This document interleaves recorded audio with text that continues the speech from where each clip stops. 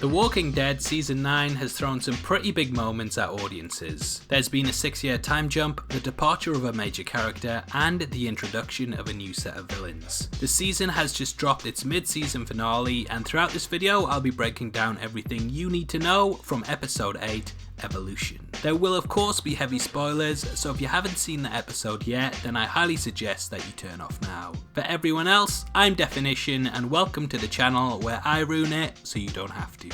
Last week we saw Daryl decide to return to what's left of civilization and agree to look after Carol's son, Henry. At the end of the episode, Daryl was asked to help look for Eugene, who had been separated from Rosita after they were set on by a herd of walkers that exhibited unusual behaviour.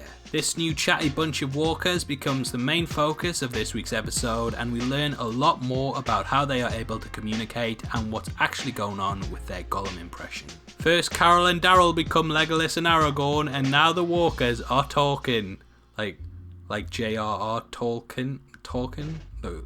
It works a bit better when I don't have to explain it. Anyway, Daryl and co eventually find Eugene, who seems hysterical and paranoid that the walkers are after him specifically. This story is corroborated by Rosita, who wakes up alive and well after being treated by the survivors, and this episode finally confirms that we are indeed dealing with the Whisperers once and for all. For those who don't know, the Whisperers are your worst nightmare and make Negan look like Gabrielle. They are a culmination of the Scavengers and the Wolves, and wear the Dead's face over their own in order to camouflage amongst them perfectly. Eagle-eyed viewers will remember Morgan mentioning in Season 3 that he'd seen people wearing the Dead's faces, and this was the first tease of them that has finally come to fruition in this episode. The Whisperers communicate by whispering to one another, and this avoids the Dead that surround them noticing their presence. It's the perfect disguise that allows them to hide in plain sight and travel the land with a caravan of the undead behind them. Basically, they're complete psychopaths, difficult to reason with,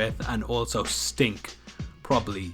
I'd imagine wearing your Auntie Sandra's face on your head all day is gonna make you smell like urine and Werther's original, and hey, that's enough to make anyone grumpy. In the mid-season finale, Aaron, Jesus and Eugene fittingly become trapped in a cemetery and have to battle their way out. The majority of the group make it, except for Jesus, who stays behind to fend the walkers off, when one dodges a strike and stabs him back, uttering the words, You are not where you I still can't do the voice. You are not where you belong. We know that the Whisperers are here in full force. This is taken from The Walking Dead issue 134, when Jesus hears one of the Whisperers speak and then questions what they are. That's when one of them says back, We are the Whisperers, and you are not where you belong. That was pretty good. However, in the book, Jesus manages to kill them, whereas the television counterpart, he's not so lucky. It's safe to say Jesus, like his name, will rise again, but this time he'll probably be out for blood and not the second coming of Christ. We leave our group surrounded by the herd with very little hope of getting out, but hopefully the character's death will lead Maggie to return to Hilltop once more, but we'll just have to see. Looking at the trailers for next season, it appears that the group escaped the cemetery and with the prisoner. Elsewhere, Gabriel forgets to lock Negan's cell and the latter character escapes. This entire event is kind of overshadowed by the sheer zombie horror on screen though, and I imagine that the villain quickly returns when he sees the new threat that has emerged.